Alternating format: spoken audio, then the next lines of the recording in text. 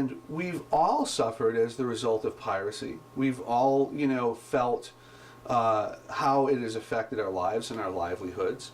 And it seems, almost unbelievable that when you look at 2012 and you look at all of the music that is shifted from one person to another, we as an industry are only able to monetize 5% of all of the music that changes hands today.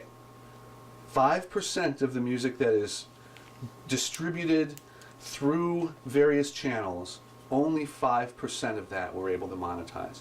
So if that doesn't give you an idea of what a Herculean problem internet piracy is, I don't know what would. And we have certain legislation that's on the books that has proven to be effective, but we don't yet have anything that protects us from violators overseas. And in my view, when I look at the legislation for the Stop Internet Piracy Act and the Protect Intellectual Property Act, that's really what we're trying to do. We're trying to fix a system that is broken. We're trying to protect ourselves against violators of our intellectual property, or the distribution there too. And we don't have a mechanism for enforcing that for overseas violators, and this legislation does give us that ability. At the end of the day, why should the consumer, those at home, care about this legislation?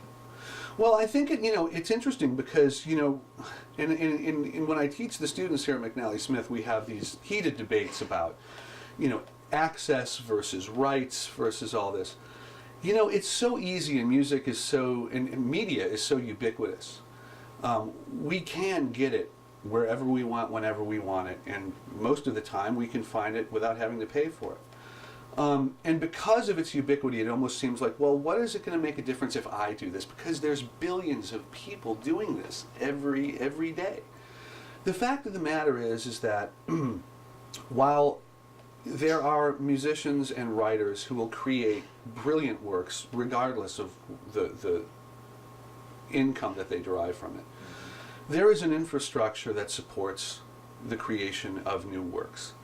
Artists need to make a living. We want people to choose a life in the arts. We want there to be a reason for people to make the sacrifice to be an artist and to create, works that are going to, potentially change the lives of people. I mean, that's what art can do.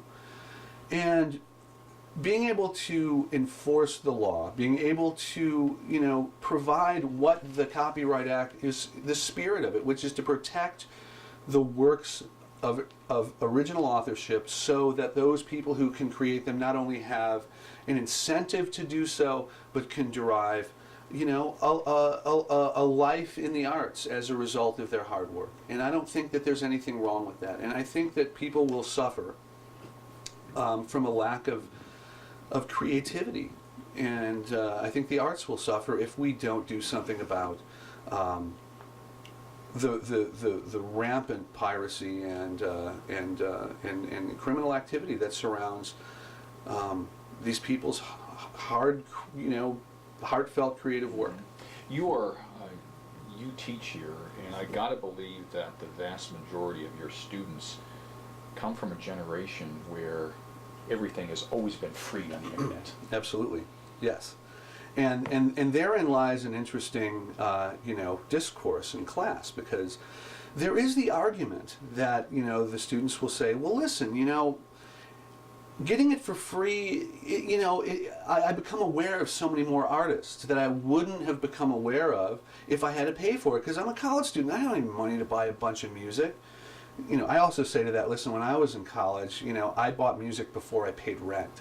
That was my priority, notwithstanding that, there is an argument that says maybe all of this dissemination of music out there for the taking does foster a certain increase in the discovery and exposure of new artists.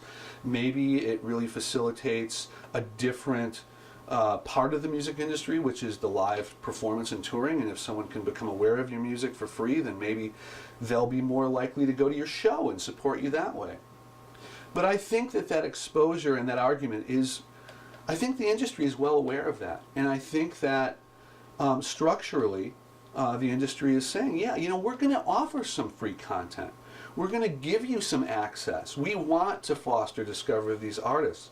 But I think it absolutely should be the decision of the copyright owner and the artist who created it to decide whether or not they want to use that strategy to foster the discovery and maybe move people into another area of the industry, which is, touring.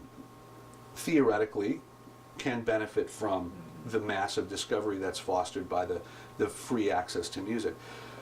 That should be our call, and we're well aware of it. We know, right now the music industry is challenged to understand more and more and more and more what the consumer needs, what constitutes value to them. This is not something that's lost on this industry. But it shouldn't just be kind of the way it is. It should be something that should be a decision that is made by those who control the copyrights.